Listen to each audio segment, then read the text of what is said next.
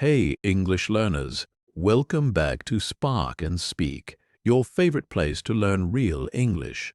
This is the place where we talk like real people, share real stories, and help you feel comfortable and confident in English.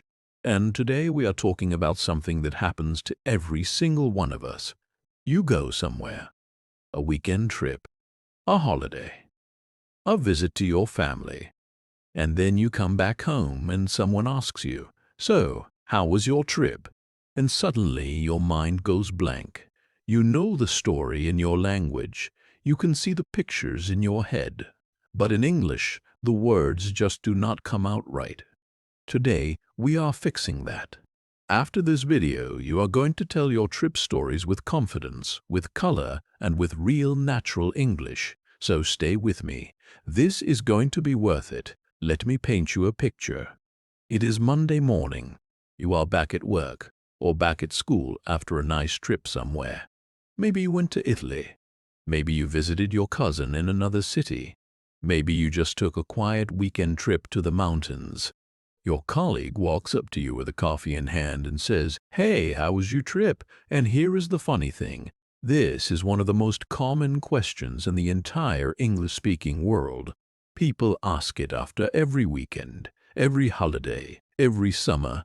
But so many learners, even people who study English for years, freeze right here. Why does this happen? Because talking about a trip is not just about vocabulary. It is about telling a small story. You need the right tense so people know it already happened. You need the right words so it does not sound flat and boring.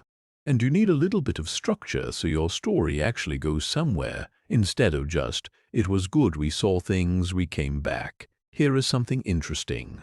Language teachers often notice that learners make the exact same three mistakes when they talk about a trip. Mixing up their tenses halfway through the story. Using tiny, boring words like went and did for everything. And getting stuck on small connector words like in and at. The good news, these are small fixes. Once you know them, you will notice them everywhere, in movies, in conversations, in every trip story you hear from now on. Point 1. Tell it in the past and stay there. Here is the first thing. When you talk about a trip that already finished, English wants you to stay in the past the whole time, not jump back to today halfway through. Listen to this small mistake. Someone says, "Last weekend we go to the beach and the weather is amazing." Do you hear it? Go. Is. These are present tense words, but the trip already happened. It is over. So everything should sit in the past. The fixed version sounds like this.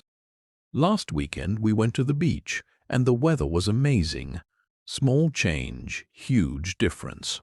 Native speakers notice this instantly, even if they cannot explain the grammar rule. It is one of those things that just sounds off when the tense jumps around. Here is a real-life example.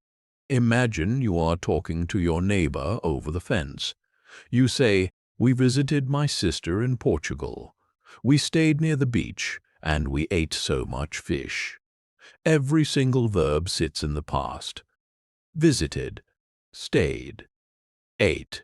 That is what makes it sound smooth and natural. Now here is a small bonus tip that even confuses intermediate learners. Sometimes you want to talk about a trip you took at some point in your life without saying exactly when. In that case, you can use have been or have visited instead. For example, "I have visited Italy twice." That sentence does not tell us exactly when. It just tells us this happened at some point in your life. But the moment you want to give the details of one specific trip, like the one last month, you switch to simple past. We flew there on a Friday. We stayed for 5 days. We came back exhausted but happy. Point 2. Stop saying went and did for everything. Here is something I want you to notice. A lot of learners tell their whole trip story using only two verbs, went and did. We went to Spain. We did some sightseeing. We went to a restaurant. We did some shopping. We went back to the hotel. It is correct English, but it is a little flat. It is like eating the same plain toast for every meal. It works, but it is not exciting. Here is the upgrade. Instead of went, you can say we explored the old town, we wandered through the streets, or we headed to the coast. Instead of did some sightseeing, you can say we explored the local attractions, or we checked out the main square. Instead of did shopping, you can say we picked up a few souvenirs, or we browsed the little shops. Listen to the difference this makes. Compare. We went to the old town and we did some sightseeing with we wandered through the old town and explored every little corner. The second one paints a picture. The listener can actually see it. Here is a real scenario. You are on a video call with your friend back home, and you are telling them about your trip to Prague. Instead of saying, we went to the castle and we did some walking, you say, we explored the castle and wandered around the city for hours until our feet were tired. Same trip, same amount of English knowledge needed.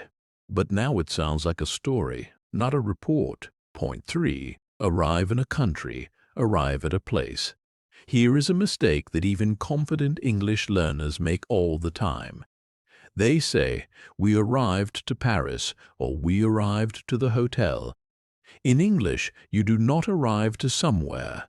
You arrive in a big place, like a country or a city, and you arrive at a smaller, specific place, like a hotel, an airport, or a train station.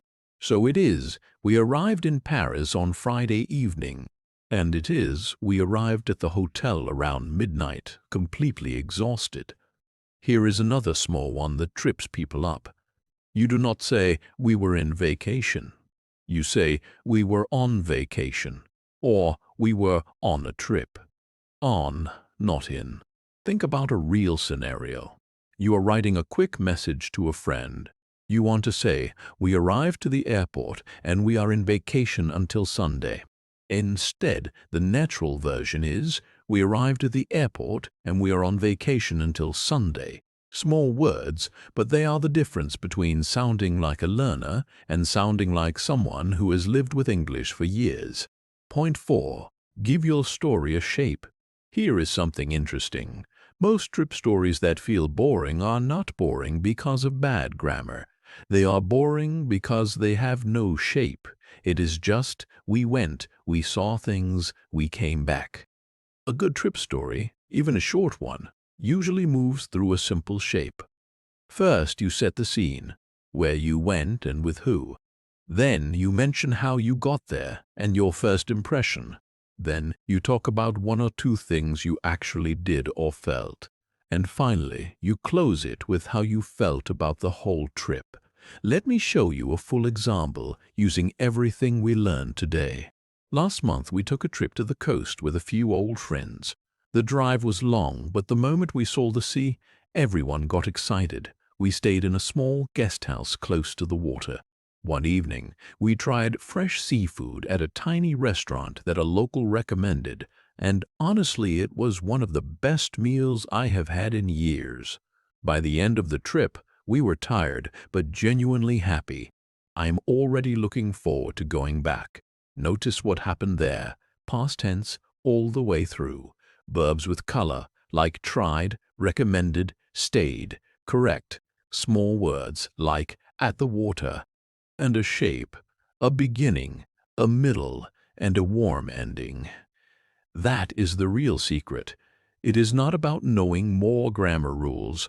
It is about knowing how to shape what you already know into something people actually want to hear.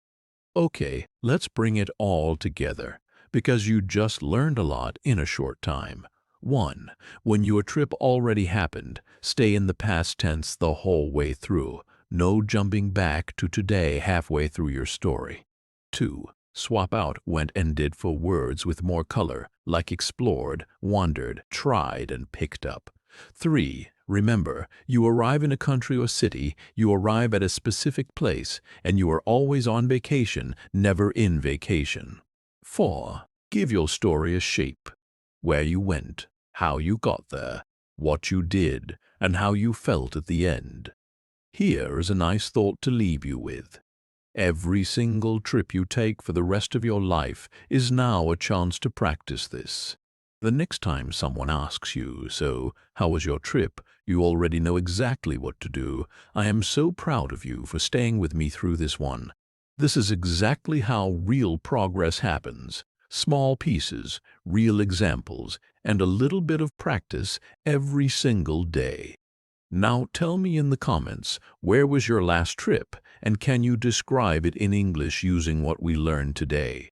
I would genuinely love to read your stories.